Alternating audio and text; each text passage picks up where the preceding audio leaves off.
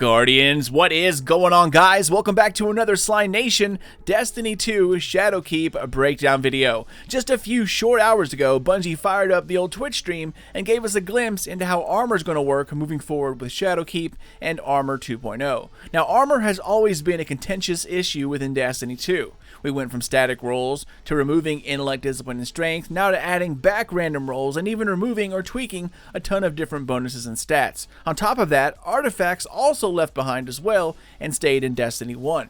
Well, with the upcoming Shadowkeep expansion, Destiny is now free from Activision control, and Bungie is finally owning up to the whole MMORPG style of game, and they're making some changes to cement that fact. Starting, of course, with the new armor sets, Armor 2.0. Now, as a general summary, the perks you know, or the mods you know today, that's not going to change very much. We'll still have resilience mods, there'll still be scavenger mods, heavy ammo mods, boss spec, etc. Those are staying pretty much the same. However, what is changing is how you use them, how you acquire them, and how they are equipped.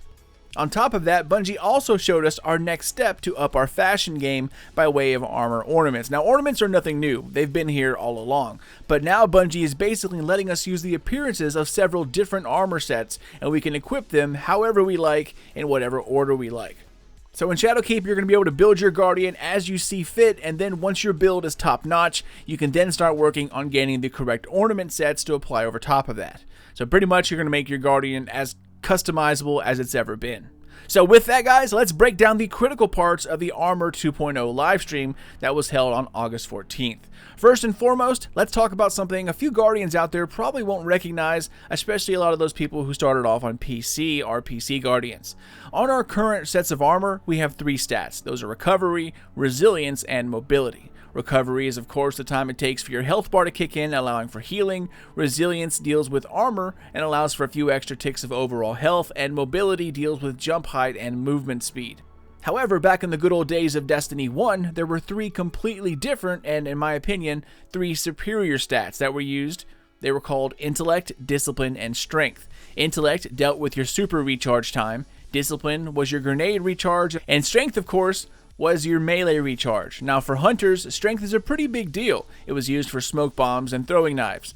Each one of these stats could drastically change how you played the game, and when combined with other pieces of armor, exotics, artifacts, it was not only super fun to use, but also pretty damn powerful. Well, come Shadowkeep, Bungie will be combining the old Destiny 1 stats with the newer D2 stats, so we can now tweak just about everything. Our Guardians will be more customizable than ever. It's worth mentioning that you cannot get your grenade or your super cooldown to like 0 or 1 second or something along those lines. Each stat will have an absolute minimum, a rock bottom. Anything applied to that stat where it's already reached that rock bottom will be a waste of the potential in another area. So if you're out there thinking, well, maybe I can get all my cooldowns to 0, that is definitely not going to happen. Now, as far as how you acquire mods, the answer is pretty similar to how you get them today. The Gunsmith seemingly will be your #1 source from purchases and bounties. You can also get them from world engrams and drops through the playlist. Everyone's favorite mods, the enhanced versions, from what I can tell, only drop through Pinnacle activities such as Raids, Escalation Protocol, Menagerie, maybe Trials in the future? I don't know. We'll have to wait and see. Now, I don't know if the weekly bounty from the Gunsmith will have a chance or not, but you can only get the enhanced versions from Pinnacle activities. Okay, so now that you know where you can get the mods and the changes coming, let's talk about putting it into the armor itself. Each piece of armor will have 3 mod slots available. Starting from the left, the first slot is a character mod slot. On every piece of armor, you can slot in resilience, intellect, etc. Any one of those background character stats. But depending on the type of armor piece, like boots, helmet, etc., you can slot in specific things like major resist, minor resist, fastball, stuff like that. It just depends on the armor area. The second slot and the third slot deal with your main perks for that specific piece of armor, and you can expect mods to stay in the same region you found them before. For example, traction will only be found as a boot mod or a pants mod. Hand cannon reload will only be found under the arms as a mod, so the perks that roll on armor today will stay in their known areas. However, the armor by itself, for instance, if you get like a helmet drop from the raid, it'll be perkless. Nothing on it except for some bare bones character stats like strength, discipline, intellect, etc. But even then, they will be minimal. The higher the quality of armor, the higher the number of default stats in the background. So each armor set in Shadowkeep will have 3 mod slots, and each mod is weighted by how powerful it is. For example, you can see here that hand cannon loader is weighted as a 3, but the enhanced version is a 5 because it's that much better. Or another example, Major Spec is way better than the Trash Mobs versions of Minor Spec.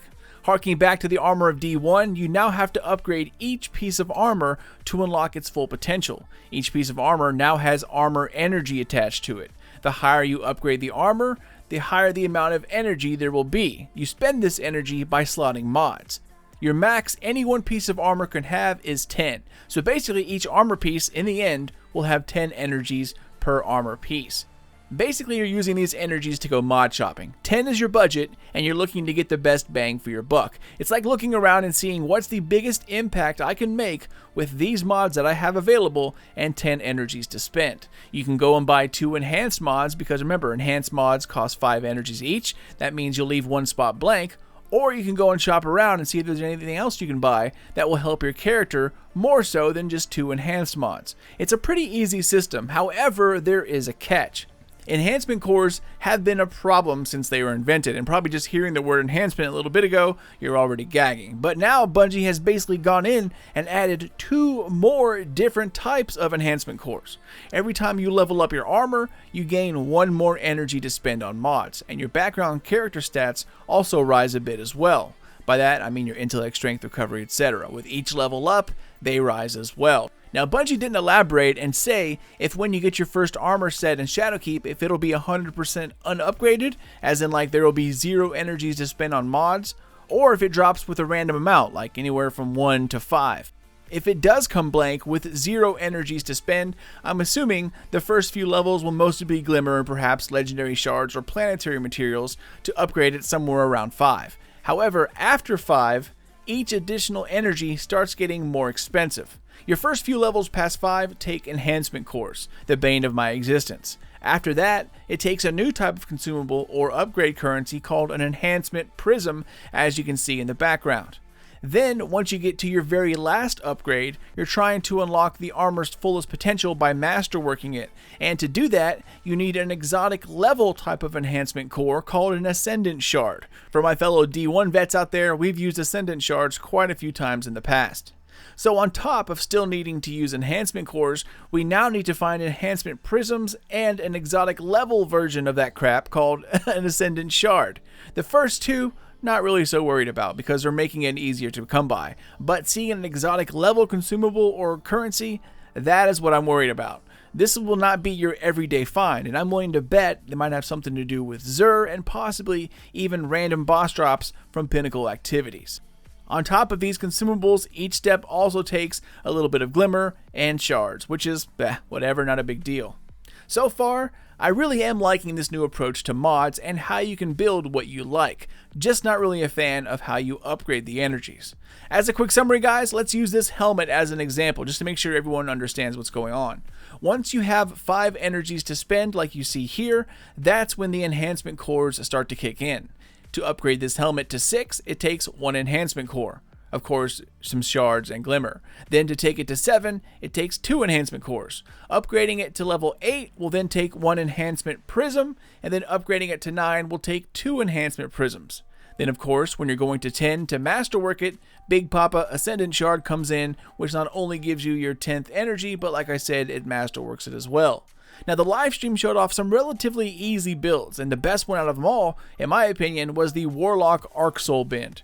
That one was pretty good. One of the devs maximized her discipline as well as perks relating to grenade cooldown in order to take advantage of an exotic gauntlet that allowed her to consume her grenade and spawn a more powerful Arc Soul, and it was doing absolute work out there. So that was pretty cool. My only issue is of course adding in another type of enhancement core, but we'll see how that goes. The new armor coming in Shadowkeep is relatively easy to understand, and with the addition of the old character stats, intellect, discipline, and strength, I really cannot wait to see what kind of builds the community will uncover. What I'm really looking forward to is the artifact unveiling. I mean, that seems to be something pretty freaking powerful, and even back in the Rise of Iron days, the right artifact at the right time helped out tremendously. But now, add in the new self-build perk system and the mods, I think it's going to be even more so. Okay, y'all, and the last thing I'm going to talk about here, the stat preview area. Now that we know how the energies work, as well as the numbering system of purchasing mods to slot into your armor, we can then start to work out our cooldowns. On the home screen of your inventory, notice that all 6 base character stats are here next to your armor. The thing I'm pretty stoked about is that all of the changes to your armor can be seen here in real time. It shows you what each tier of your stat is, as well as how effective your upgrades and mods are. For example, you see that certain stats show you the added bonus off of your base stat, while others like intellect show you the amount of time in minutes of when your super will be coming back. Now reminder, this is your base number. It doesn't take into account things like bad juju or picking up orbs, boss kills, kills in general, stuff like that. These numbers are to be taken as if you were standing still doing nothing. As for some of the other parts of the live stream, the developers did show off a couple of changes coming with Shadowkeep, and some of it was a big deal. First, we got to see some finishing moves by the Titan, which is, whatever. Never really understood why they incorporated finishing moves to begin with. But anyway, they also then highlighted some changes coming to the Void subclasses.